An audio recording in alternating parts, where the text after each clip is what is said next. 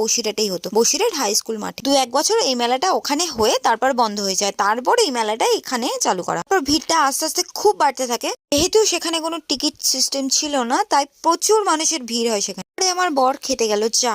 ও যেখানেই যাক না কেন, যে কোনো মেলাতে, রাস্তাঘাটে, যেখানেই যাক না কেন, ও চা খেতেই হবে। আর শীতকালে তো চা ছাড়া মানুষ বাঁচেই না। পরে আমি একটু ফুচকা টুচকা খেলাম। তারপরে ওখানে একটু নাচের অনুষ্ঠানও ছিল, সেই সবগুলো দেখছিলাম দাঁড়িয়ে দাঁড়িয়ে। তারপরে গেলাম নাগরদোলাটা চড়ার আশায়। তো চড়া তো আর হলো না, সেটা শুধু ভিডিওই তুলতে থাকলাম। আমি বরকে অনেকবার রিকোয়েস্ট করেছি, চলো আমরা দুজন মিলে একটু নাগরদোলা চড়ি।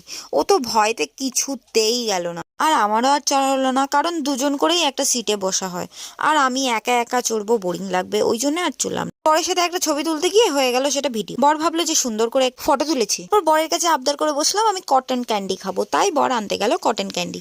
ওই গ্রিন কালার কটন ক্যান্ডিটা খুব ভালো লাগলো, তাই আমি বললাম গ্রিন কালারের কটন ক্যান্ডিটা নাও।